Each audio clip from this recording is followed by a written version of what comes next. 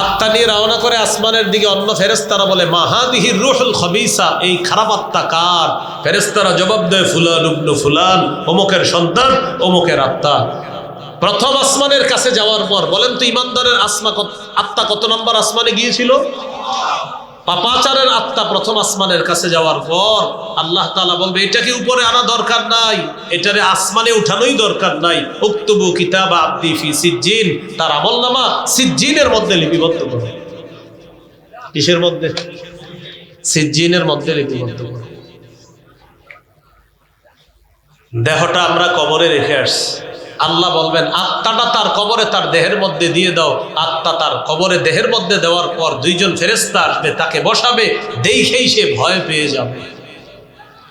ফেরেশতারা প্রশ্ন করবে মান রব্বুকা, তোমার রবকে? জবাব দিবে হা হা লা আদরি, আমার জানা নাই। ওমা দীনুকা, তোমার ধর্ম কি? জবাব দিবে হা হা লা আদরি, আমার জানা নাই। তাকে চিনো কিনা যাকে তোমাদের মাঝে প্রেরণ করা হয়েছে? জবাব দিবে হা হা লা আদরি, আমার জানা নাই। নাউজুবিল্লাহ বলেন। আল্লাহ তাআলা বলবেন আনকাযাবা আবদি, আমার বান্দা মিথ্যা কথা বলছে। আল্লাহ বলবে ও মিথ্যাবাদী। আফরিশুহু মিনান নার, তার কবরে আগুনের বিছানা বিছায়া দাও। ওয়া আলবিসুহু মিনান নার, শরীরের মধ্যে আগুনের পোশাক পরায়া দাও। ওফতাহু লাহু বাবান ইলান নার, কবর থেকে জাহান্নাম পর্যন্ত একটা দরজা খুলে দাও। ফায়াতিহা বিন সামুমিহা ওয়া হামুমিহা, জাহান্নাম থেকে কবরের উত্তপ্ত গরম, ওই জাহান্নামের গরম তার কবরের মধ্যে আসতে থাকবে। গরমে তার কবরের বিছানাটা গরম হয়ে যাবে, দেয়ালগুলা গরম হয়ে যাবে, ছাদটা গরম হয়ে যাবে। আল্লাহ বলেন লাহুম মিন জাহান্নামা মিহাদু ওয়া মিন ফাওকিহিম গাওয়াশ, বিছানাটা হবে আগুনের বিছানা, জাহান্নামের বিছানা। কবরের ছাদটা হবে জাহান্নামের। পাশে দাঁড়ায়া দেখবে এক ব্যক্তি একটা ডান্ডা নিয়ে দাঁড়ায় আছে। ইয়াদরিবু দরবাতান, একটা আঘাত করবে। ইয়াসিহু সাইহাতান, এত জোরে একটা চিৎকার করবে, এই চিৎকারের কারণে দুনিয়ার জিন ইনসান ছাড়া সবাই তার চিৎকারের আওয়াজ শুনতে পাবে। পাপাচার বান্দাকে একটা আঘাত করবে, পাপাচার বান্দা এত জোরে একটা চিৎকার করবে, তার চিৎকারের আওয়াজ জিন ইনসান ছাড়া সবাই শুনতে পাবে। নবীজি বললেন তোমরা এই কবরের আযাব থেকে বানা চাও, কবরের আযাব থেকে বানা চাও। প্রিয় মুসলমান, একদিন নবী কবরের পাশে বসা, কবরের পাশে বসে বসে কান্না করতেছে। সাহাবী উপাস দিয়ে গিয়ে দেখে নবী কি করে, বাকা হাত্তা বাল্লাত সারা মিন দুমুইহি, কান্না করতে করতে সামনের মাটিগুলা ভিজিয়ে ফেলছে। সাহাবীদেরকে লক্ষ্য করে বললেন ইয়া ইখওয়ানি, ও ভাই সব, লিমিসলি হাযা ফাআইদ্দু, নবী বললেন ও প্রিয় ভাই সব, এই অবস্থার জন্য তোমরাও প্রস্তুত হও। আজকে তোমাদের যে ভাইকে কবরে রাখবা, তোমাকেও এইভাবে রাখা হবে, তুমিও প্রস্তুত হও, নবী বলে দিলেন। মৃত্যু নির্ধারিত সময় যেটা, সেটা আসবে আপনার নির্ধারিত সময়। যখন মৃত্যু হবে সেটা এসে যাবে আপনার কাছে। এ হলো আমাদের আজকের প্রথম আলোচনা, মৃত্যু থেকে বাঁচার কোনো সুযোগ নেই। দ্বিতীয় আলোচনা, মৃত্যুর যন্ত্রণা সবার কাছে আসবে। সূরা কফের 19 নম্বর আয়াতে আল্লাহ বলেন ওয়াজাআত সাকরাতুল মাউতি বিল হক, মৃত্যুর যন্ত্রণা সত্যি সত্যি চলে আসবে। যালিকা মা কুনতা মিনহু তাহিদ, এটা সেই মৃত্যু যে মৃত্যু থেকে তোমরা পালিয়ে বেড়াও। সূরা ওয়াকিয়া 83 থেকে 85 নম্বর আয়াতে আল্লাহ বলেন ফালাউলা ইযা বালাগাতিল হুলকুম ওয়া আনতুম হিনাইযিন তানজুরুন ওয়া নাহনু আকরাবু ইলাইহি মিনকুম ওয়ালাকিন লা তুবসিরুন, মৃত্যু পথযাত্রীকে তোমরা আটকে রাখতে পারবা না। যখন প্রাণ উষ্ঠাগত হবে তখন মৃত্যু পথযাত্রীকে তোমরা আটকে রাখতে পারবা না। চেয়ে চেয়ে তোমরা দেখবা মৃত্যু পথযাত্রীকে, তোমাদের চেয়ে আমি তার অধিক নিকটবর্তী, কিন্তু তোমরা তা দেখো না। মৃত্যু পথযাত্রীর অধিক নিকটে আমি আল্লাহ, তোমরা তা দেখো না। সূরা কিয়ামত 26 থেকে 30 নম্বর আয়াতে আল্লাহ বলেন, কাল্লা ইযা বালাগাতিত তারাকিয়া ওয়া কিলা মান রাক। মৃত্যু পথযাত্রীকে তোমরা কিছুতেই আটকে রাখতে পারবে না। যখন প্রাণ উষ্ঠাগত হবে, ওয়া কিলা মান রাক, আশেপাশে থেকে বলা হবে ঝাড়ফুঁককারী কোথায়, ডাক্তার কবিরাজ কোথায়, ডাকা হবে এমন মৃত্যু পথযাত্রীর। তাকে বাঁচানোর জন্য মানুষ ডাক্তার খুঁজবে, কবিরাজ খুঁজবে। আল্লাহ বলেন, ওয়াযান্না আন্নাহুল ফিরাক। মৃত্যু পথযাত্রী বিশ্বাস করবে সে দুনিয়া থেকে বিদায় নিচ্ছে, এই জগৎ থেকে সে বিচ্ছিন্ন হয়ে যাচ্ছে, এটা তার বিশ্বাস হবে। ওয়ালতাফাতিস সাকু বিসাক, পায়ের নলা একটা আরেকটার সাথে মিলে যাবে। ইলা রাব্বিকা ইয়াউমাইযিনিল মাসাক, সেদিন তোমাকে তোমার রবের দিকে টেনে নিয়ে যাওয়া হবে। তাহলে ইমানদারের কাছেও মৃত্যুর যন্ত্রণা আসবে, মৃত্যু পথযাত্রীকে বাঁচানো সম্ভব না। অনেক সময় আমরা কি করি, কেউ মারা যাওয়ার পরে আমরা বলি 10 মিনিট আগে অ্যাম্বুলেন্সটা আনলে ভালো হইতো। মানে কি 10 মিনিট আগে আনলে কি হইতো সেটা বলেন, বেঁচে যেত। মারা যাওয়ার পরে এগুলো আর বলবেন না, মারা যাওয়ার পরে ইন্না লিল্লাহি ওয়া ইন্না ইলাইহি রাজিউন, বাস এটা পড়া। মৃত্যুর আগে বলতে পারেন যে ভাই ডাক্তার সাহেব আরো আগে আসতে পারলেন না, মৃত্যুর পরে আর কিছু বললেন না, মৃত্যুবরণ করছে বাস শেষ, তার জীবন শেষ। কিন্তু আমরা পোস্টারের মধ্যে লিখি অমুকের অকাল মৃত্যুতে আমরা শোকাহত, অমুকের অকাল মৃত্যুতে আমরা শোকাহত। আচ্ছা কবে বললে ঠিক ছিল সেটা বলি। এই লেখলেন অকাল মৃত্যুতে শোকাহত, তার বিদেহী আত্মার মাগফিরাত কামনা করছি, তো উনি কবে বললে ঠিক ছিল? অকাল মৃত্যু এটা বলবেন না, এটা লিখবেন না, এটা মুখে উচ্চারণ করবেন না। অকাল মৃত্যু মানে কি? তার যখন মৃত্যু হওয়ার কথা তখনই হয়েছে, এটা অকাল না, এটা সঠিক কাল। অকাল মৃত্যু বলবেন? অকাল মৃত্যু বলবেন না। এ হলো মৃত্যুর যন্ত্রণা। মৃত্যুর যন্ত্রণা কাফেরদের কাছে আসবে। সূরা আনআমের 93 নম্বর আয়াতে আল্লাহ বলেন, ওয়ালাউ তারা ইযিয যালিমুনা ফি গামারাতিল মাউত। নবী আপনি যদি কাফেরদেরকে দেখতেন মৃত্যুর যন্ত্রণায় তারা কিভাবে ছটফট করে, এটা যদি আপনি দেখতেন। ওয়াল মালাইকাতু বাসিতু আইদিহিম, ফেরেশতারা তাদের হাতগুলা মেলে, তাদের ডানা মেলে তারা বলতে থাকে, আখরিজু আনফুসাকুম, তোমরা তোমাদের আত্মা বের করে দাও।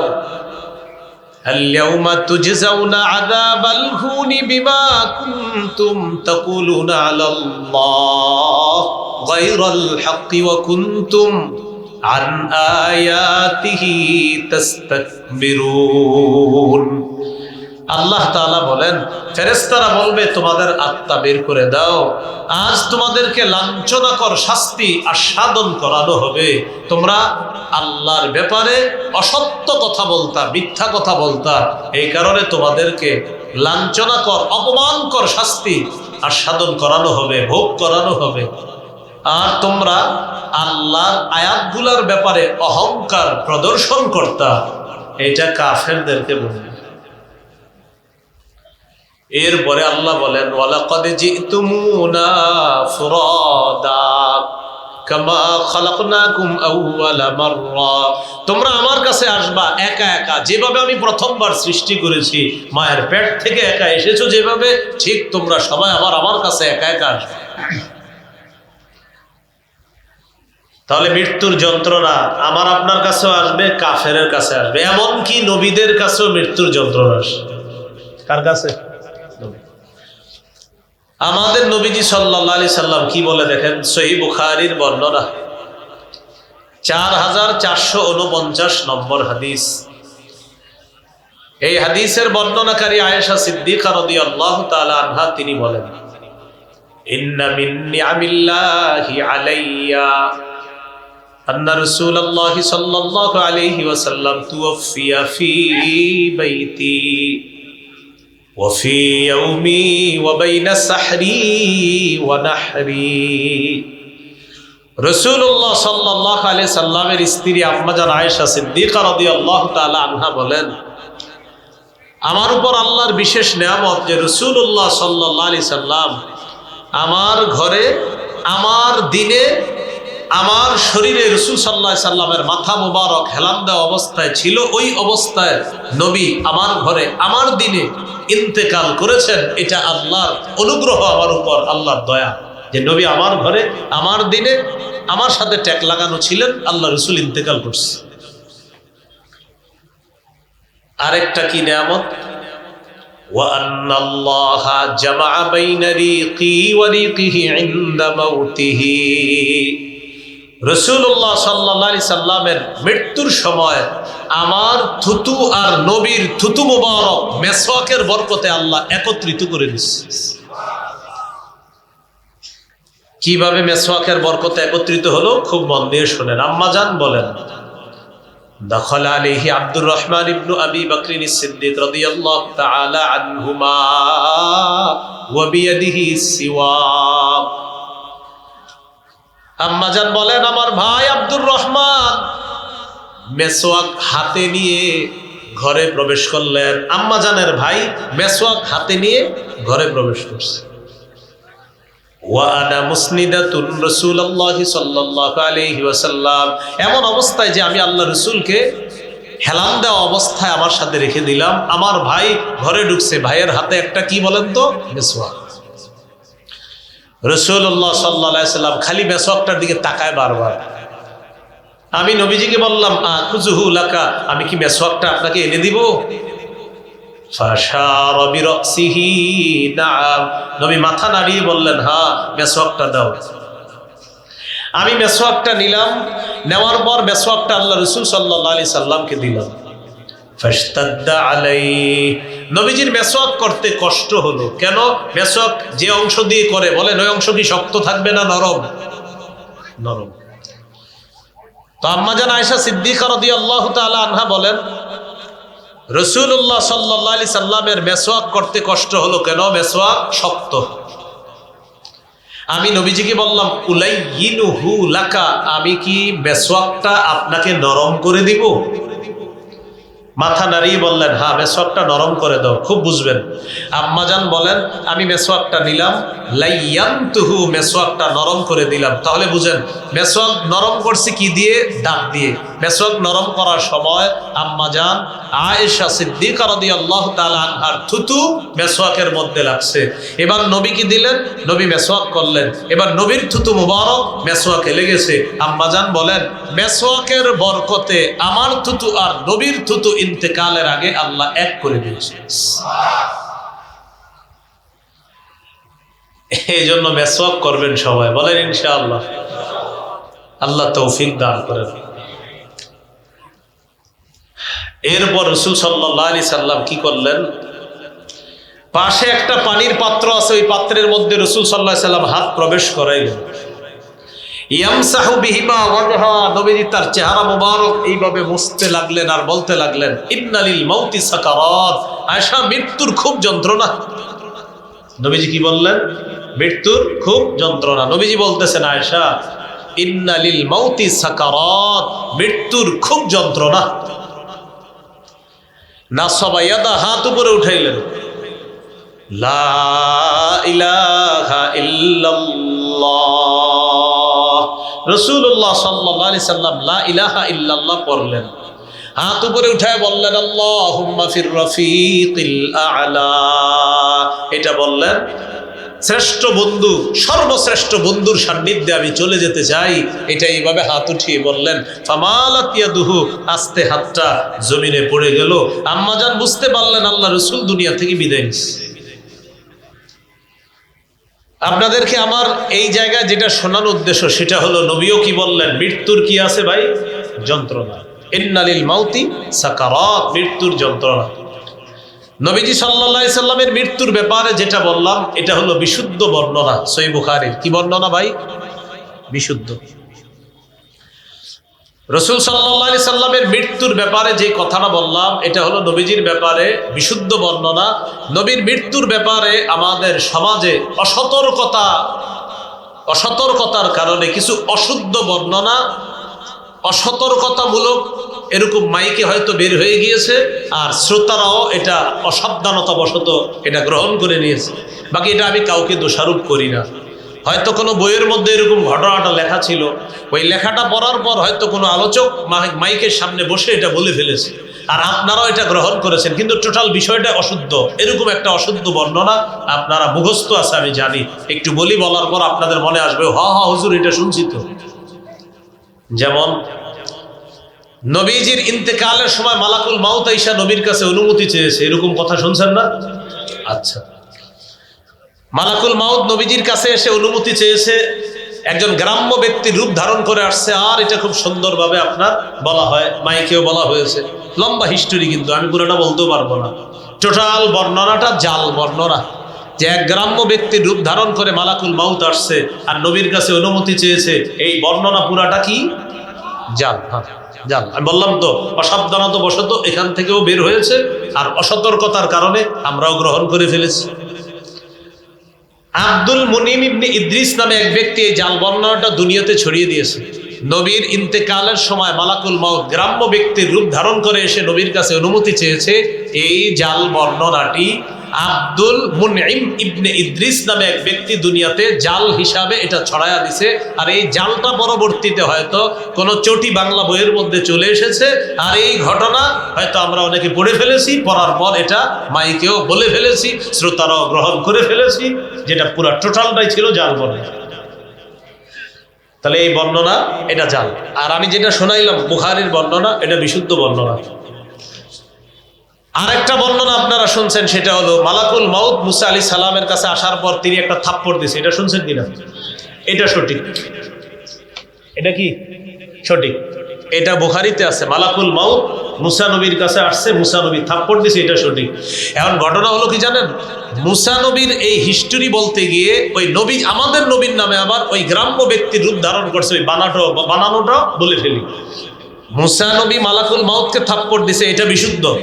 এটার সাথে আবার আমরা কি করি, ওইটাও বলে ফেলি যে আমাদের নবীর কাছেও মালাকুল মাউত আসছে, গ্রাম্য ব্যক্তির রূপ ধরছে, অনুমতি চাইলেন, এটা হলো জাল বর্ণনা। আর মুসা নবী যেটা থাপ্পড় দিছে এটা বিশুদ্ধ বর্ণনা। মৃত্যুকে কেন্দ্র করে আরেকটা ভিত্তিহীন বর্ণনা আপনারা শুনে থাকবেন, শুনেছেন হয়তো। ফাতেমা রাদিয়াল্লাহু তাআলা আনহা ইন্তেকালের পর তাকে কবরে রাখা হলো। রাখার পর আবু যর গিফারি রাদিয়াল্লাহু তাআলা কবরের সাথে কথা বলছে, শুনছেন এরকম আপনারা? কবরকে বলছে, কবর তুমি কি জানো কাকে রেখে গেলাম, শুনছেন কিনা? ভিত্তিহীন বর্ণনা। কবর কোনো জবাব দেয় না। তখন আবু যর বলছে, কবর তোমার মাঝে হযরত আলীর স্ত্রীকে রেখে গেলাম, কবর কোনো জবাব দেয় না, ভিত্তিহীন বর্ণনা। পরে কবরকে বলছে, কবর জানো কাকে রেখে গেলাম, তোমার মাঝে হাসান হুসাইন রাদিয়াল্লাহু আনহুমার আম্মাকে রেখে গেলাম, কবর জবাব দেয় না, ভিত্তিহীন বর্ণনা। শেষে বলছে, কবর তোমার মাঝে মুহাম্মদুর রাসূলুল্লাহ সাল্লাল্লাহু আলাইহি সাল্লামের কন্যা ফাতেমাকে রেখে গেলাম, কবর কোনো জবাব দেয় না। শেষে কবর জবাব দিছে কি, আবু যর আমাকে এইগুলা বইলা লাভ নাই। আচ্ছা, একজন সাহাবীর কি দরকার কবরকে এগুলা বলা, আর কবর পাল্টা জবাব দেওয়া দরকারটা কি বলেন? এটা ভিত্তিহীন বর্ণনা। আমি জানি এটা ম্যাক্সিমাম লোক শুনছেন এই বর্ণনা, এটা ভিত্তিহীন। তাহলে আমাদের নবীজি সাল্লাল্লাহু আলাইহি সাল্লামের কাছে দেখি আপনারা বলেন মালাকুল মাউত গ্রাম্য ব্যক্তির রূপ ধারণ করে আসছে, বর্ণনাটি জাল। আমাদের নবীজি সাল্লাল্লাহু আলাইহি সাল্লাম ইন্তেকালের সময় পানিতে হাত দিছে, চেহারা মুছেছেন, আল্লাহুম্মা ফির রফিকিল আ'লা বলেছেন, মিসওয়াক করেছেন, এটা বিশুদ্ধ বর্ণনা। মালাকুল মাউতকে মুসা নবী থাপ্পড় দিয়েছেন, এটা বিশুদ্ধ বর্ণনা। ফাতেমা রাদিয়াল্লাহু তাআলা আনহাকে মৃত্যুর পর কবরে রেখে আবু যর গিফারি কবরের সাথে কথা বলেছেন, এটা অশুদ্ধ বর্ণনা, ভিত্তিহীন বর্ণনা। তাহলে আমরা এমন একটা জীবন দরকার, অশুদ্ধ আর বিশুদ্ধ পার্থক্য করে বিশুদ্ধটা গ্রহণ করা, অশুদ্ধটা বর্জন করা, এই মানসিকতা আছে সবার? আল্লাহ তৌফিক দান করুন। এই হলো আপনার মৃত্যুকে কেন্দ্র করে বিভিন্ন ঘটনা। ফাতেমা রাদিয়াল্লাহু তাআলা আনহার মৃত্যুর ব্যাপারে বিশুদ্ধ বর্ণনা কোনটা? তিনি ইন্তেকাল করেছেন, তার স্বামী হযরত আলী জানাজা পড়িয়েছেন, তিনি দাফন করেছেন কবরে, এটা বুখারীতে আছে। এটা হলো বিশুদ্ধ বর্ণনা। তাহলে ওই আবু যর গিফারি রাদিয়াল্লাহু তাআলা আন কবরের সাথে কথোপকথন করা, এগুলা শুনে হয়তো আপনারা অনেকে কেঁদেছেন, প্রচুর কান্না করছেন। এই বর্ণনাগুলা টোটাল জাল বর্ণনা। আল্লাহ আমাদের সকলকে ভিত্তিহীন জাল বর্ণনা থেকে বাঁচার তৌফিক দান করেন। তাহলে মৃত্যু 1 নাম্বার আলোচনা গেল, 2 নাম্বার মৃত্যুর যন্ত্রণা গেল, 3 নাম্বার আলোচনা কবর। মুসনাদে আহমদ হাদিসের কিতাবে, কিতাবের 18,557 নম্বর হাদিস। এই হাদিসের বর্ণনাকারী বারা ইবনে আযিব রাদিয়াল্লাহু তাআলা তিনি বলেন, খরাজনা মা রাসূলিল্লাহি সাল্লাল্লাহু আলাইহি ওয়াসাল্লাম ফি জানাজাতি রাজুলিন মিনাল আনসার। রাসূলুল্লাহ সাল্লাল্লাহু আলাইহি ওয়াসাল্লামের সাথে এক আনসারী সাহাবীর জানাজা পড়ার জন্য আমরা বের হলাম। হাত্তা ইনতাহাইনা ইলাল কবরি ওয়া লাম্মা ইউলহাদ, কবরের কাছে পৌঁছে গেলাম, যে কবরের মধ্যে এখনো লাশ রাখা হয় নাই। নবীর সাথে এক আনসারী সাহাবীর জানাজায় বের হলাম, কবরের কাছে পৌঁছে গেলাম, কবরে এখনো লাশ রাখা হয় নাই। ফাজালাসা রাসূলুল্লাহ সাল্লাল্লাহু আলাইহি ওয়াসাল্লাম, নবীজি বসে গেলেন, নবীজি কবরের সামনে বসে গেলেন। ওয়া জালাসনা হাওলা, আমরাও কবরের সামনে বসে গেলাম। নবীজির হাতে একটা লাঠি, লাঠি দিয়ে নবীজি জমিনে আঁকাআঁকি করতেছে এভাবে। নবীজি নিচের দিকে তাকায় আছে, আমরা সবাই নবীজির দিকে তাকিয়ে আছি। প্যান্ডেলের নিচে যে শ্রোতা ভাইয়েরা আছেন, আপনারা বুঝতেছেন তো ওয়াজ?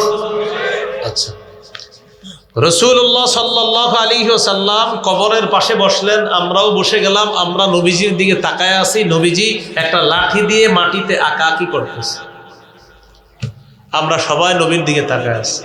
কান্না আলা রুউসিনা আত-তায়র, এমন ভাবে আমরা বসা যেন আমাদের মাথার উপর পাখি বসা, এমন ভাবে নবীজির সামনে বসা। ফারাফা রাসা, নবী মাথা উঠাইলেন। মাথা উঠানোর পর কবরকে লক্ষ্য করে কবর দেখায়া বললেন, ইস্তাইযু বিল্লাহি মিন আযাবিল কবরি মাররাতাইনি আও সালাসা। ও সাহাবীরা, তোমরা কবরের আযাব থেকে আল্লাহর কাছে পানা চাও। এই কথাটা 2 বার বা 3 বার বললেন। তোমরা কবরের আযাব থেকে আল্লাহর কাছে পানা চাও, এই কথাটা 2 বার বা 3 বার বললেন। কেন বললেন? ফাইন্নাল আবদাল মুমিনা ইযা কানা ফি ইনকিতাইম মিনাদ দুনিয়া ওয়া ইকবালিম মিনাল আখিরাহ, ইমানদার বান্দা যখন দুনিয়া থেকে বিদায় নেওয়ার সময় হয়, আখিরাতের দিকে ইমানদার যখন রওনা করে, নাযালা ইলাইহি মালাইকাতুম মিনাস সামা বিদুল ওয়ুজুহ। কি হলো হঠাৎ ভাইয়া?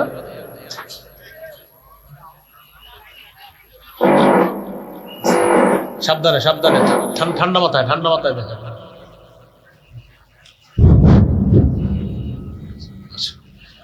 রাসূলুল্লাহ সাল্লাল্লাহু আলাইহি ওয়াসাল্লাম বললেন, ইমানদার বান্দা যখন দুনিয়া থেকে বিদায় নেওয়ার সময় হয়, আখিরাতের দিকে যখন রওনা করে, নাযালা ইলাইহি মালাইকাতুম মিনাস সামা বিদুল ওয়ুজুহ, ইমানদার বান্দার আত্মা স্বাগত জানানোর জন্য সূর্যের মতো সুন্দর চেহারা বিশিষ্ট অসংখ্য অগণিত ফেরেশতা জান্নাতের কাফনের কাপড় আর সুগন্ধি নিয়ে ইমানদার বান্দার আত্মার স্বাগত জানানোর জন্য দলে দলে ফেরেশতারা দুনিয়াতে আসে। হাত্তা ইয়াজলিসু মিনহু মাদ্দা বাসারিহি, ইমানদারের নজর যেই পরিমাণ যায় দৃষ্টির শেষ সীমানা পর্যন্ত, ফেরেশতারা 2টি সারি হয়ে বসে যায়। ইমানদারের সামনে অসংখ্য অগণিত ফেরেশতা 2টা সারি হয়ে তারা বসে যায়, মালাকুল মাউতের অপেক্ষা করে। সুম্মা ইয়াজিউ ইলাইহি মালাকুল মাউত, এরপর মৃত্যুর ফেরেশতা আসে ইমানদারের কাছে। হাত্তা ইয়াজলিসা ইনদা রাসিহি, মৃত্যুর ফেরেশতা আসার পর ইমানদারের মাথার কাছে বসে।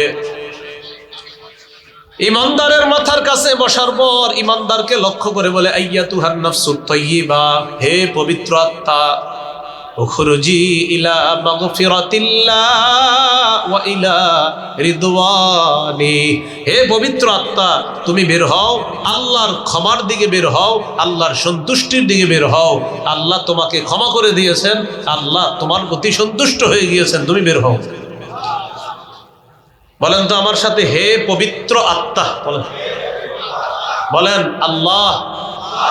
মালাকুল মাউত যেন আমাদেরকে এভাবেই সম্বোধন করে মৃত্যুর সময়। কি আত্মা বলে? হে পবিত্র আত্মা। তো মালাকুল মাউত বলবে আইয়াতুহান নাফসুত তাইয়্যিবা, হে পবিত্র আত্মা, উখরুজি ইলা মাগফিরাতিল্লাহি ওয়া রিদওয়ানি, তুমি বের হও, আল্লাহর ক্ষমার দিকে বের হও, আল্লাহর সন্তুষ্টির দিকে বের হও। ইমানদারের আত্মাটা যখন বের হবে, তাসিলু কামা তাসিলুল কতরাতু মিন ফিস সিকা,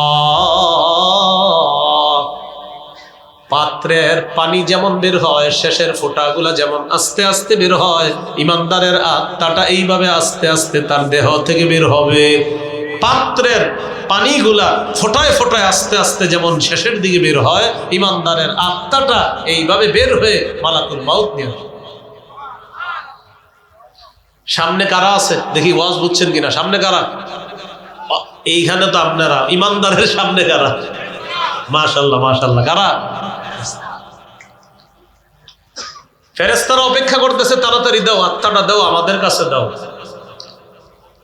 লাম ইয়াদউ ফি ইয়াদিহি তারফাতা আইন, মালাকুল মাউত আত্মাটা তার হাতে চোখের পলক পরিমাণও রাখতে পারবে না।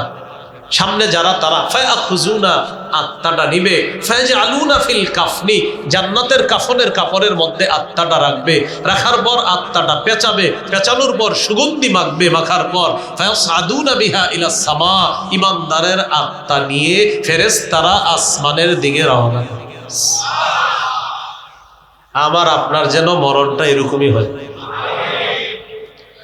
সুগন্ধি মাখার পর কাতিয়া বিরিহিন রিহি মিসকিন বুজিদাত আলা যহরিল আরদ, ইমানদারের আত্মা থেকে এমন সুন্দর সুগন্ধি বের হবে, সারা পৃথিবীটা সুগন্ধময় হয়ে যাবে। ফায়ামুরুনা বিহা আলা মালাইম মিনাল মালাইকা মা হাদিহির রূহুত তাইয়্যিবা, আত্মা বহনকারী ফেরেশতারা যখন যায়, এই ফেরেশতাদেরকে অন্য ফেরেশতারা জিজ্ঞাসা করে, মা হাদিহির রূহুত তাইয়্যিবা, এই পবিত্র আত্মা এটা কি, কার আত্মা, কোথায় নিয়ে যাও? আত্মা বহনকারী ফেরেশতারা জবাব দেয়, ফুলান ইবনু ফুলান, এটা অমুকের সন্তান, অমুকের আত্মা, এই আত্মা নিয়ে আসমানের দিকে আমরা রওনা করলাম। প্রথম আসমানের কাছে যায়, যাওয়ার পর আসমানের দরজা খুলে দেওয়ার অনুমতি চায়। ইমানদারের আত্মা নিয়ে প্রথম আসমানে প্রবেশ করবে, করার পর ফায়ুশাইয়ুহু মিন কুল্লি সামাইন মুকাররিবুহা, যত ফেরেশতাদের সামনে দিয়ে ইমানদারের আত্মাটা নিয়ে যাবে, প্রত্যেকটা ফেরেশতাদের দল স্বাগত জানাতে জানাতে আত্মা পরবর্তী আসমানে পাঠায় দিবে। এক আসমান, দুই, এইভাবে করতে করতে হাত্তা ইউনতাহা বিলহা ইলাস সামাইস সাবিআ, আত্মাটা সপ্তম আসমানে নিয়ে যাবে। সুবহানাল্লাহ। কার আত্মা? ইমানদারের। বলেন কার আত্মা? সপ্তম আসমানে নিয়ে যাওয়ার পর আল্লাহ তাআলা বলবেন, উকতুবু কিতাবা আবদি ফি ইল্লিয়িন, আমার বান্দার আমল নামা তোমরা ইল্লিয়িনের মধ্যে লিপিবদ্ধ করে দাও। ইল্লিয়িনের মধ্যে আমার বান্দার আমল নামাটা তোমরা লিপিবদ্ধ করে দাও। প্রিয় মুসলমান ভাইয়েরা, যদি আমার আপনার মৃত্যুর পর ইল্লিয়িনের মধ্যে আমল নামাটা খালি লিপিবদ্ধ করানো যায়, বাস জান্নাতের কাগজপত্র রেডি হয়ে গেল। এখন কিছু ধাপ বাকি আছে, শুধু নিয়ম মেনটেন করিয়ে আল্লাহ তাআলা জান্নাত দিয়ে দিবেন। এই জন্য খুব বেশি দোয়া করা, আমি আপনাদের জন্য, আপনারাও আমার জন্য, যেন আমাদের মৃত্যুর পর প্রথম আমল নামাটা ইল্লিয়িনের মধ্যে লিপিবদ্ধ করাইতে পারি। আল্লাহ তৌফিক দান করেন। এবার আমার সাথে তিনটি কথা বলতে হবে: দেহ, আত্মা, আমল নামা। দেহ কবরে, আত্মা সপ্তম আকাশে, আমল নামা ইল্লিয়িনে। এবার আপনারা বলেন দেহ কোথায়? আত্মা, আমল নামা ইল্লিয়িনের। দেহটা আমরা কবরে রেখে আসলাম, রেখে আসার পর সপ্তম আসমানে হলো আপনার আত্মাটা। আল্লাহ তাআলা ফেরেশতাদেরকে বললেন আইদুহু ইলাল আরদ, আমার বান্দার আত্মাটা জমিনের মধ্যে আবার নিয়ে যাও। কবরের মধ্যে তার দেহ আছে, দেহের মধ্যে তার আত্মাটা ফিরিয়ে দিয়ে দাও। তুআদু রূহুহু কামা কানা তুআদু রূহুহু ফি জাসাদিহি কামা কান। ইমানদারের আত্মাটা তার দেহের মধ্যে ফিরিয়ে দেওয়া হবে, যেমন ছিল আত্মা আবার তার দেহের মধ্যে ফিরিয়ে দেওয়া হবে। ফায়াতিয়ানিহি মালাকান, দুইজন ফেরেশতা তার কাছে আসবে। আসার পর ফায়ুজলিসানিহি, তাকে বসাবে। বসানোর পর ফায়াসআলানিহি, তাকে প্রশ্ন করবে মার রব্বুকা, তোমার রবকে, জবাব দাও। বলেন কে? দিল থেকে। কে? দিল থেকে, আরো জোরে। এক নাম্বার প্রশ্ন, তোমার রব কি? ইমানদার জবাব দিবে রব্বি আল্লাহ, আমার রব হলেন আল্লাহ। দুই নাম্বার প্রশ্ন মা দীনুকা, তোমার ধর্ম কি? জবাব দিবে দীনিয়াল ইসলাম, আমার দিন হলো ইসলাম। দিন কি?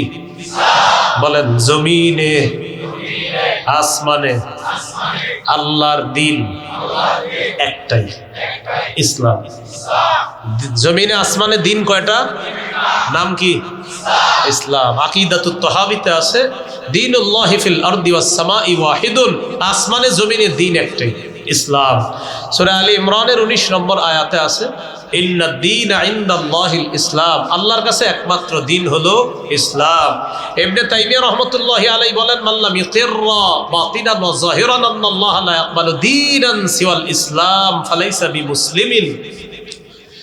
কেউ যদি মুখে অথবা অন্তরে এই কথা স্বীকার না করে যে আল্লাহ তাআলা ইসলাম ছাড়া অন্য কিছু গ্রহণ করবে না, এটা যদি কেউ স্বীকার না করে, স্বীকার করতে হবে। কি স্বীকার করতে হবে? মুখেও বলতে হবে আল্লাহ শুধুমাত্র ইসলাম গ্রহণ করবে, আল্লাহ শুধুমাত্র ইসলামকে দিন হিসাবে গ্রহণ করবে, এটা স্বীকার করতে হবে মুখেও অন্তরেও। কেউ যদি মুখে স্বীকার করে অন্তরে অস্বীকার করে, সে মুসলমান না। ফালাইসা বিমুসলিমিন, সে মুসলমান না। শাইখুল ইসলাম ইবনে তাইমিয়ার ফতোয়া।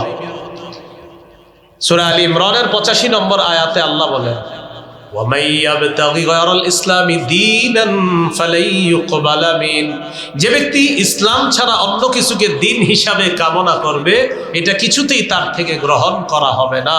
তাহলে 2 নম্বর প্রশ্ন, তোমার দিন কি? সে জবাব দিবে কি? ইসলাম। 3 নম্বর ওমান হাদার রাজুলুল্লাযী বুইসা ফীকুম, এই মানুষটাকে চেনো কিনা যাকে তোমাদের মাঝে প্রেরণ করা হয়েছে? জবাব দিবে হাদা নবী মুহাম্মাদুন সাল্লাল্লাহু আলাইহি ওয়াসাল্লাম, তিনি হলেন আমার নবী মুহাম্মদ সাল্লাল্লাহু আলাইহি ওয়াসাল্লাম।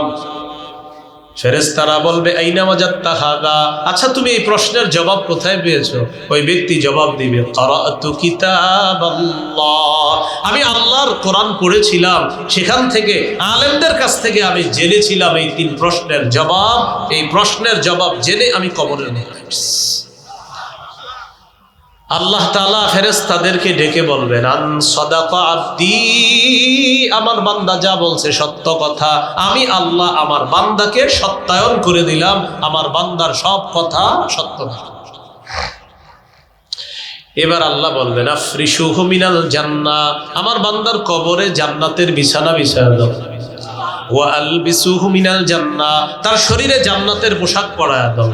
ওয়াফতাহু লাহু বাবান ইলাল জান্নাহ, তার কবর থেকে জান্নাত পর্যন্ত একটা দরজা খুলে দাও। ফায়াতিহা মিন রিহিহা ওয়া তিবিহা, ওই দরজা দিয়ে জান্নাত থেকে অসংখ্য অগণিত নাজ নেয়ামত দেখা যাবে, আর জান্নাতের সুগন্ধি তার কবরে আসতে থাকবে, কবরটা জান্নাতের বাগান হয়ে যাবে। ফায়ুফসাহু লাহু ফি কবরিহি মাদ্দা বাসরিহি, তার কবরের মধ্যে নজর যেই পরিমাণ যাবে চারদিকে, এই পরিমাণ পর্যন্ত কবরটা চারদিকে প্রশস্ত করে দেওয়া হবে। কবরের জগৎটা তার দৃষ্টির শেষ সীমানা পর্যন্ত প্রশস্ত করে দেওয়া হবে। আর ওয়ায়াতানাওয়ারু লাহু, কবর আলোকিত হয়ে যাবে। কবর কি হবে? এই জন্য মোমবাতি টুমবাতি জ্বালানো দরকার নেই। হ্যাঁ, কি জ্বালানো দরকার নাই? কারণ ইমানের পাওয়ার থাকলে এমনি আলোকিত হবে, আলাদা মোমবাতি জ্বালানো দরকার নেই। এই হলো ইমানদার বান্দার অবস্থা। وَإِنَّ الْعَبْدَ الْفَاجِرَ إِذَا كَانَ فِي انقطاع من الدنيا وإقبال من الآخرة। পাপাচার বান্দা যখন দুনিয়া থেকে বিদায় নেওয়ার সময় হয়, নাযালা ইলাইহি মালাইকাতুম মিনাস সামা সুদুল ওয়ুজুহ, কালো চেহারা বিশিষ্ট একদল ফেরেশতা পাপাচারের সামনে আসে। মাহুমুল মাসু, সালার বস্তা থাকবে, সালার চট থাকবে সাথে। সুম্মা ইয়াজিউ ইলাইহি মালাকুল মাউত, তারপর মৃত্যুর ফেরেশতা আসবে। আসার পর তার মাথার কাছে বসবে, দেখলেই বড় ভয়ঙ্কর, মৃত্যুর ফেরেশতাকে ভয়ঙ্কর ভাবে দেখবে। মালাকুল মাউত তাকে ডেকে বলবে, আইয়াতুহান নাফসুল খাবিসা, হে খারাপ আত্মা, উখরুজি ইলা সাকাতিল্লাহ, তুই বের হ, আল্লাহ তোর উপর রাগান্বিত, তোর উপর গোসা, বের হ। পাপাচার বান্দাকে তার আত্মাটা বের করে আনা হবে, ওই বস্তা সালার চটের মধ্যে নিয়ে এটা পেঁচাবে, এত দুর্গন্ধ বের হবে, উজিদাত আলা জহরিল আরদ, পুরা দুনিয়া দুর্গন্ধযুক্ত হয়ে যাবে, ফেরেশতারা এই গন্ধ পাবে। আত্মা নিয়ে রওনা করে আসমানের দিকে। অন্য ফেরেশতারা বলে, মা হাদিহি রূহুল খাবিসা, এই খারাপ আত্মা কার? ফেরেশতারা জবাব দেয়, ফুলান ইবনু ফুলান, অমুকের সন্তান, অমুকের আত্মা। প্রথম আসমানের কাছে যাওয়ার পর বলেন তো, ইমানদারের আত্মা কত নম্বর আসমানে গিয়েছিল? পাপাচারের আত্মা প্রথম আসমানের কাছে যাওয়ার পর আল্লাহ তাআলা বলবে, এটাকে উপরে আনা দরকার নাই, এটারে আসমানে উঠানোই দরকার নাই। উকতুবু কিতাব আবদি ফি সিজ্জিন, তার আমলনামা সিজ্জিনের মধ্যে লিপিবদ্ধ করো। কিসের মধ্যে? সিজ্জিনের মধ্যে লিপিবদ্ধ করো। দেহটা আমরা কবরে রেখে আসছি, আল্লাহ বলবেন আত্মাটা তার কবরে তার দেহের মধ্যে দিয়ে দাও। আত্মা তার কবরে দেহের মধ্যে দেওয়ার পর দুইজন ফেরেশতা আসবে, তাকে বসাবে, দেখেই সে ভয় পেয়ে যাবে। ফেরেশতারা প্রশ্ন করবে, মান রব্বুকা, তোমার রবকে? জবাব দিবে, হা হা লা আদরি, আমার জানা নাই। ওমা দীনুকা, তোমার ধর্ম কি? জবাব দিবে, হা হা লা আদরি, আমার জানা নাই। তাকে চিনো কিনা যাকে তোমাদের মাঝে প্রেরণ করা হয়েছে? জবাব দিবে, হা হা লা আদরি, আমার জানা নাই। নাউজুবিল্লাহ বলেন। আল্লাহ তাআলা বলবেন, আনকাযাবা আবদি, আমার বান্দা মিথ্যা কথা বলছে। আল্লাহ বলবে, ও মিথ্যাবাদী। আফরিশুহু মিনান নার, তার কবরে আগুনের বিছানা বিছায়া দাও। ওয়া আলবিসুহু মিনান নার, শরীরের মধ্যে আগুনের পোশাক পরায়া দাও। উফতাহু লাহু বাবান ইলান নার, কবর থেকে জাহান্নাম পর্যন্ত একটা দরজা খুলে দাও। ফায়াতিহা মিন সামুমিহা ওয়া হামুমিহা, জাহান্নাম থেকে কবরের উত্তপ্ত গরম, ওই জাহান্নামের গরম তার কবরের মধ্যে আসতে থাকবে। গরমে তার কবরের বিছানাটা গরম হয়ে যাবে, দেয়ালগুলা গরম হয়ে যাবে, ছাদটা গরম হয়ে যাবে। আল্লাহ বলেন, লাহুম মিন জাহান্নামা মিহাদু ওয়া মিন ফাওকিহিম গাওয়াশ, বিছানাটা হবে আগুনের বিছানা, জাহান্নামের বিছানা, কবরের ছাদটা হবে জাহান্নামের। পাশে দাঁড়ায় দেখবে এক ব্যক্তি একটা ডান্ডা নিয়ে দাঁড়ায় আছে। ইয়াদরিবু দরবাতান, একটা আঘাত করবে। ইয়াসিহু সাইহাতান, এত জোরে একটা চিৎকার করবে, এই চিৎকারের কারণে দুনিয়ার জিন ইনসান ছাড়া সবাই তার চিৎকারের আওয়াজ শুনতে পাবে। পাপাচার বান্দাকে একটা আঘাত করবে, পাপাচার বান্দা এত জোরে একটা চিৎকার করবে, তার চিৎকারের আওয়াজ জিন ইনসান ছাড়া সবাই শুনতে পাবে। নবীজি বললেন, তোমরা এই কবরের আযাব থেকে বানা চাও, কবরের আযাব থেকে বানা চাও। প্রিয় মুসলমান, একদিন নবী কবরের পাশে বসা, কবরের পাশে বসে বসে কান্না করতেছে। সাহাবী উপাস দিয়ে গিয়ে দেখে নবী কি করে, বাকা হাত্তা বাল্লাত সারা মিন দুমুইহি, কান্না করতে করতে সামনের মাটিগুলা ভিজিয়ে ফেলছে। সাহাবীদেরকে লক্ষ্য করে বললেন, ইয়া ইখওয়ানি, ও ভাই সব, লিমিসলি হাযা ফাআইদ্দু, নবী বললেন, ও প্রিয় ভাই সব, এই অবস্থার জন্য তোমরাও প্রস্তুত হও। আজকে তোমাদের যে ভাইকে কবরে রাখবা, তোমাকেও এইভাবে রাখা হবে, তুমিও প্রস্তুত হও, নবী বলে দিলেন। এলো আজকে 3 নাম্বার আলোচনা, মনে আসেনি? মৃত্যু, মৃত্যুর যন্ত্রণা, কবর। 4 নাম্বার হাসর। কিয়ামতের ময়দান আল্লাহ কায়েম করবেন, সুনির্ধারিত কিয়ামতের ময়দান। সূরা রাবা 17 নম্বর আয়াতে আছে ইন্না ইয়াউমাল ফাসলি কানা মিকাতা, কিয়ামতের ময়দানটা সুনির্ধারিত, বিচার দিবস সুনির্ধারিত। সূরা হুদের 104 নম্বর আয়াতে আছে ওমা নুআখিরুহু ইল্লা লিআজালিম মা'দুদ, আমি কিয়ামতের দিবসটাকে মুলতবি করে রেখে দিলাম, কিয়ামত আল্লাহ সময় মতো ঘটিয়ে দিবেন। সেদিন আল্লাহ ওজনের পাল্লা স্থাপন করবেন। আল্লাহ তাআলা বলেন ওয়ানাদউল মাওয়াজিনাল কিসতা লিয়াউমিল কিয়ামা ফালা তুজলামু নাফসুন শাইআ, আল্লাহ তাআলা বলেন কিয়ামতের দিন আমি ইনসাফের দাঁড়িপাল্লা স্থাপন করব। সূরা আম্বিয়াতে আল্লাহ বলেন কিয়ামতের দিন আমি ইনসাফের দাঁড়িপাল্লা স্থাপন করব। ফালা তুজলামু নাফসুন শাইআ, কারো উপর সামান্য জুলুম করা হবে না, কারো উপর সামান্য পরিমাণ জুলুম করা হবে না। কিয়ামতের ময়দানে আমি আল্লাহ ইনসাফের দাঁড়িপাল্লা স্থাপন করব। ওয়ানাদউল মাওয়াজিনাল কিসতা লিয়াউমিল কিয়ামা ফালা তুজলামু নাফসুন শাইআ, কিয়ামতের ময়দানে আমি আল্লাহ ইনসাফের দাঁড়িপাল্লা স্থাপন করব। ফালা তুজলামু নাফসুন শাইআ, কাউকে সামান্য পরিমাণ জুলুম করা হবে না। কিসের পাল্লা বলেন? হ্যাঁ, ইনসাফ, ইনসাফের পাল্লা আল্লাহ স্থাপন করবেন। এই ওজনের পাল্লায় আল্লাহ তাআলা কি করবেন? ওজনের পাল্লায় আল্লাহ তাআলা মানুষের আমল ওজন করবেন, অথবা আমল নামা আল্লাহ ওজন করবেন। করার পর কারো আমল দিবেন, আমল নামা দিবেন ডান হাতে, কারো বাম হাতে। ডান হাতে যাদের আমল নামা দেওয়া হবে তারা সৌভাগ্যবান, বাম হাতে যাদের আমল নামা দেওয়া হবে তারা হতভাগা। আল্লাহ তাআলা বলেন ফামিনহুম শাকিয়্যুন ওয়া সাঈদ, তাদের একদল হবে হতভাগা আর একদল হবে সৌভাগ্যবান। ফাআম্মাল্লাযীনা শাকু ফাফিন্নার, যারা হতভাগা তারা জাহান্নামে থাকবে। বলি নাউযুবিল্লাহ। বলেন হতভাগারা কোথায় থাকবে? জাহান্নামে। এই হলো কিয়ামতের ময়দানের হালাত। সর্বশেষ আলোচনা 5 নাম্বার, জাহান্নামে থাকবে কারা? বলেন হতভাগারা কারা? তাদের ব্যাপারে সূরা নাবার 21 নম্বর আয়াত থেকে আল্লাহ বলেন ইন্না জাহান্নামা কানাত মিরসাদা, জাহান্নাম ওত পেতে আছে, লিত্তাগিনা মাআবা, যারা নাফরমান তাদের ঠিকানা হিসাবে জাহান্নাম ওত পেতে আছে। লাবিসিনা ফিহা আহকাবা, তারা সেথায় যুগের পর যুগ কাটিয়ে দিবে। লা ইয়াযুকুনা ফিহা বারদান ওয়ালা শারাবা, সেখানে তারা কোনো কোমল পানীয় আস্বাদন করবে না, কোনো ঠান্ডা জাতীয় কিছু আস্বাদন করবে না। ইল্লা হামিমা ওয়া গাসসাকা, ফুটন্ত গরম পানি, রক্ত, পুজ এগুলা তারা আস্বাদন করবে। বলবে খিদা লাগছে, খাবার চাই। লাকিলুনা মিন শাজারিম মিন যাক্কুম, কাঁটাযুক্ত যাক্কুম দেওয়া হবে, এটা তারা আস্বাদন করবে। ফামালিউনা মিনহাল বুতুন, এটার দ্বারা তাদের পেট ভরবে।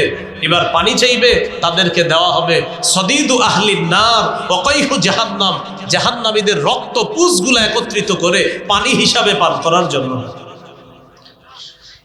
এই হলো জাহান্নামীদের অবস্থা। সামনে কি মাস? রমজান মাস। একটা তিরমিজির হাদিস শুনেন মন দিয়ে, 2616 নম্বর হাদিস। রাসূলুল্লাহ সাল্লাল্লাহু আলাইহি সাল্লামের এক সাহাবী মুআয ইবনে জাবাল নবীকে বললেন, হুজুর আমার একটা আমল শিখিয়ে দেন, যে আমল আমাকে জান্নাতে প্রবেশ করাবে, জাহান্নাম থেকে দূরে থাকবে। রাসূলুল্লাহ সাল্লাল্লাহু আলাইহি সাল্লাম বললেন, তুমি এমন একটা প্রশ্ন করছো যেই প্রশ্নটা কঠিন, তবে তাদের জন্য সহজ যাদের জন্য আল্লাহ সহজ করে দেয়। নবীজি বললেন, ইবাদত করবা, শিরিক করবা না, নামাজ পড়বা, যাকাত দিবা, হজ করবা, রোজা রাখবা। লম্বা আলোচনা করার পর নবী বললেন, সবগুলার সার নির্যাস তোমাকে বলবো না। নিজের জিহ্বাটা ধরে বললেন, মুআজ কুফা আলাইকা হাজা, এটা নিয়ন্ত্রণ করবা, সব ঠিক থাকবে। সাহাবী বললেন, ইন্না লা মুআখাযুনা বিমা নাতাকাল্লাম, হুজুর জিহ্বার অপরাধের কারণেও কি আমাদেরকে ধরা হবে? নবীজি বললেন, হাল ইয়াকুব্বুন নাস ফিন নারি আলা ওয়ুজুহিহিম আও আলা মানাখিরিহিম ইল্লা হাসাইদু আলসিনাতিহিম, বেশিরভাগ মানুষ জাহান্নামে যাবে, মাথাটা নিচে পা উপরের দিকে জাহান্নামে নিক্ষেপ করা হবে, শুধু জিহ্বার অপরাধে। বলেন কিসের অপরাধে? কোথায় যাবে? জাহান্নামে। বলেন কোথায় যাবে? জাহান্নামে। এই জন্য খুব সতর্ক আমরা যারা এই মাইকে কথা বলি, মাইকে যেন উল্টা পাল্টা কথা আমাদের মুখ থেকে না আসে। সাবধান, এই জিহ্বা কিন্তু জাহান্নামে নিবে, খুব সাবধান। এখানে জাতির এক একটা মিনিট প্রত্যেকের কাছে আমানতে, আমানতের খেয়ানত করা যাবে না, কোনো অযথা কথা মাইকে বলা যাবে না, পুরা কথাই বলতে হবে কোরআন সুন্নাহর কথা, না হলে জাতির এই টাইম নষ্ট করার জন্য আল্লাহর কাছে জবাবদিহিতা করতে হবে। তাহলে জিহ্বা বেশিরভাগ মানুষকে কোথায় নিবে? জাহান্নামে। তিরমিজির হাদিস 2406 নম্বর হাদিস, 2406। এই হাদিসের মধ্যে আছে, এক সাহাবী নবীজিকে বললেন মান নাজাত, হুজুর মুক্তির উপায় কি? নবী বললেন মুক্তির উপায় তিনটা। এক নাম্বার আমসিকা আলাইকা লিসানাক, জিহ্বা নিয়ন্ত্রণ করবা। দুই নাম্বার আলিয়াসাকা বাইতুক, তোমার ঘর যেন তোমার জন্য প্রশস্ত হয়, মানে ঘরে থাকবা, না হয় কাজে থাকবা, আড্ডাবাজি করবা না।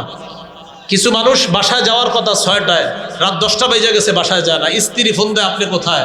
আসি বন্ধুদের সাথে আড্ডাবাজি করতেছি। না, আপনি বাসায় চলে যেতে হবে, বাসা যেন আপনার থাকার জায়গা হয়। আপনি চিন্তা করে দেখেন, আপনার মা বাবা স্ত্রীর সামনে যে গুনাহগুলো করতে পারেন না, এগুলো বাহিরে হয়ে যায় আপনার দ্বারা, কিন্তু তাদের সামনে এই গুনাহ করতে পারবেন না। বোঝা গেল তাদের সামনে থাকাটা আপনি নিরাপদ থাকা, গুনাহমুক্ত থাকা। 3 নাম্বার রবকে আলা খাতিআতি, গুনাহের জন্য তুমি কান্নাকাটি করবা। গুনাহের জন্য কি করবা? কান্নাকাটি করবা।